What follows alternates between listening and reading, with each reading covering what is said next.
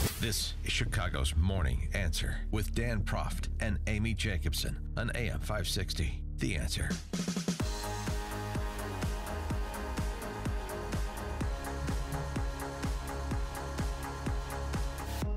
Good morning, Dan and Amy. We talked about this book and a write-up in the Wall Street Journal about it earlier in the week.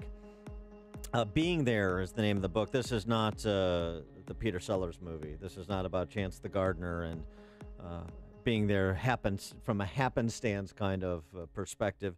This is about motherhood. Being there meaning prioritizing motherhood in the first 3 years. Being there, why prioritizing motherhood in the first 3 years matters. The author is Erica Komisar, who is a social worker and psychoanalyst, parental guidance expert, who works in Manhattan. And she joins us now. Ms. Komisar, thanks so much for joining us. Appreciate it. Thank you for having me. So the science of motherhood in the first 3 years, it tells us what? It basically tells us that mothers are biologically necessary to children, not just, as we have known for many years, emotionally necessary for children. And that is a game changer. And, you know, there's so much neuroscience and epigenetics and attachment research, some of which goes back to the 1930s and some of which is very, very current. So what, in your research, what if you, I mean, I know you're not giving advice to women and to parents, you know, that are expecting children, but It is a major suggestion that we should probably quit our jobs and stay at home and be with the kids for the first 3 years. So actually it isn't a book, even though the title may suggest that. It's not a book about working versus not working. It's a book about prioritizing children whether you work or not. You know, in an ideal world, it probably would be best for mothers to be home in the first year with their children. You know, we know in our country we have no policies that support that, and that's a problem. And one of the reasons I wrote this book was to really give evidence as to why mothers are biologically necessary to children's mental health in the first 3 years. Being there, what I say, more is more. The more emotionally and physically you can be there in the first 3 years, the better. But that doesn't really imply you can't work. And biologically speaking, the importance of being there, if you could just distill some of the science there, the oxytocin that you discuss. Well, there's a few things that mothers do for babies. One is they regulate babies' emotions from moment to moment, meaning helping the baby not to go too high or too low with their emotions. After 3 years, the baby then internalizes the ability to do that themselves. So what I was seeing in my practice is an increase in mental disorders in children at a younger and younger age who were being diagnosed and medicated at a younger age. Many of those disorders were disorders of emotional regulation, like depression and anxiety. The other thing that mothers do is they buffer children from stress. So what we know now is that babies are born neurologically much more fragile than we ever knew. And that means that for the first 9 months, a mother is actually the central nervous system for a baby. So, you know, when mothers have to go back to work after 2 weeks or leave their babies in the first 6 weeks, you know, basically there's no buffer for the stress. And what we know now is that stress is very bad for human beings, both physically and emotionally. And there's an inverse relationship between oxytocin, which is produced when mothers nurture babies. It's a hormone in mothers' brains that's also produced in babies' brains that we call it the love hormone. And when mothers nurture, it produces a lot of oxytocin. Oxytocin is a buffer against stress. So as oxytocin goes up in babies, cortisol or the stress hormone goes down. And the same with mothers. So, there's a lot of science in the book. There's a lot of research to show that we need to give all mothers and babies the opportunity to be together at least in the first year, and then maybe for the next 2 years be able to work flexibly or part-time. And connecting the dots, as you were just describing, in terms of the implications of mom not being there down the road in terms of a heightened, it seems to me at least a correlative effect, a heightened incidence of these anxiety, depression, ADHD at younger ages. Is that why you say the thing that you really don't like is daycare? Well, so, you know, I don't say that universally daycare is a bad thing. There are certain ways in which we could make daycare better, but daycare is my least favorite option. Because remember, a baby is attached to a primary attachment object, which is their source of emotional security. It's usually the mother, sometimes it's the father today. Whoever that primary attachment object is really the baby's source of security. So, the best substitute for that would be to have a single surrogate, meaning a caregiver. And if you can't afford a caregiver, you share a caregiver with another family, as opposed to put a newborn who's very sort of sensitive to their environment in a group or institutional care environment. There are ways to make daycare better, but it would cost a lot of money, and we're not willing to spend the money or, put the time in to train daycare workers to be better at what they do, less transient, and, also just to understand what it takes to raise a healthy, emotional baby in that environment. Yeah, for a lot of them, it's a job. If Yeah. you're a daycare worker, and you can, I have two boys, and it's a hard decision, but we decided to have well, she's not a nanny. I don't like the word nanny, but a babysitter, and she was with us for 13 years. And Yep. my kids, they thought that she was going to go to college with them. They always thought that she was going to be around.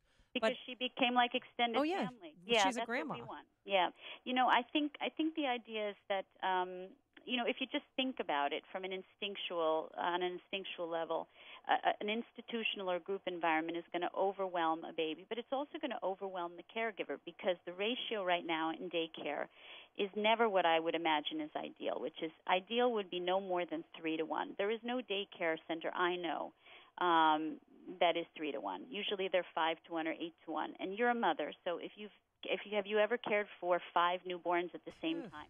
There's no way you're going to be able to emotionally regulate or protect all those babies from stress when they need you. It would be like having quintuplets. So we really aren't, we're not really looking at this the right way, which is why I wrote this book. Are you surprised by some of the reactions that you've gotten, people that kind of don't like where this is leading politically, and so they are not interested in hearing the scientific research that you've done? I thought the article was well done because it really has explained my dilemma and my challenges in getting the information about this book out there, which is I really have been rejected by a whole population of women who are defensive and feel guilty about this. Now, they may not be my target population. I'd like to be able to influence everyone. I try as a therapist to reach people who are reachable. And so I would say overwhelmingly I've had a positive response. Since the Wall Street Journal article came out, I've answered 150 emails personally, people saying the article made them cry and nobody has heard this message and they've been feeling this for many years, and thank you, thank you, thank you. So overwhelmingly it's positive. And then I have a handful of very angry and defensive voices. But, as a therapist, I'm used to dealing with that. Well, that is, yeah. The thing you say in the article that I think is interesting, if it's sticking with kind of the therapeutic perspective on this, is that women who feel guilty, and so they're a bit defensive. But you say it's okay to feel guilty, and that's kind of something to work through. It is. It's like pain. If you're playing basketball and you break your ankle, your ankle hurts and you stop playing on it and you go get help. For some reason in our society, we don't understand that guilt is a signal feeling. First of all, it indicates your conscience is working, meaning you have conflicts you need to look at. And if we're told to ignore our guilt, it's like somebody telling you, well, you broke your ankle, don't go to a doctor, just keep playing on it. And, in fact, when you go to talk to somebody about your guilty feelings, you end up resolving them and maybe making different choices. And maybe you can't make different choices, but you still resolve the conflict. I think in our society we're told just to turn away from our guilt, and that's not a good thing. Right. I respect your work. And are you a mother yourself? And if so, how many kids do you have? I have 3 children, and they're all teenagers now. And the story behind my book is I started to write this book and research it about 12 years ago, and put it aside really because my children were young, and I realized that the message of my book is you can do everything in life, you just can't do everything at the same time. And so, if you it's not the end of the world to take a little time off to be with your very, very young baby. We know now that by the end of 3 years, 85% of a child's social emotional brain is developed. So you have a very short window, what we call a critical window of development, to make a real influence on that child's emotional security for life. Yeah, I wish I could tell all the moms on our street that have babysitters that you're not going to get this time back. Like, No. this is you're one and done. I mean, so Yeah. what you go to that extra party after work, or you do things on the weekends where you have babysitters after having the weekday nanny, then the weekend nanny. This is the only time you're going to have to bond with your kids. Yeah, and time goes quickly, and there is another critical window of development. If you miss this window, I'm writing a second book now on adolescence and how it is what we call the second critical window of development. And now we know that adolescence goes from 9 to 29. Used to be 13 to 19. So there is another 29. chance. Yeah. You're off Obamacare by that. Yeah, yeah. Like, wow. So there is another chance to make a difference, but the truth is that it is a very important foundational period of development for children, and it goes really quickly, and you don't get it back. Yeah, I mean, I like the idea too. You can do it all, but not at the same time. Like adult life Pace for yourself. Like a for I guess marathon. 30 and up when you become an adult for most. But that adult life is just about making choices, and sometimes one choice precludes doing something else at least at that moment. And there's this kind of silly propaganda about having it all, and it's not just for women. It's just the idea of having it all without consequence. And no, there are consequences.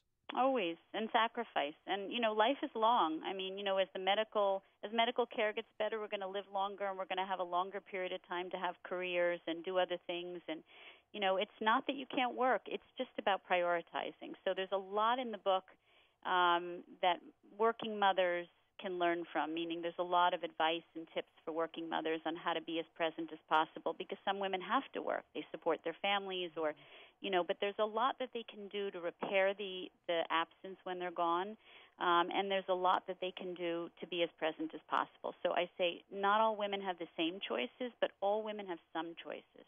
She is Erica Komisar. She's a social worker and psychoanalyst, and the author of the book Being There: Why Prioritizing Motherhood in the First 3 Years Matters. Ms. Komisar, thanks so much for joining us. Appreciate it. Thank you for having me. And she joined us on our turnkey.pro answer line. It's what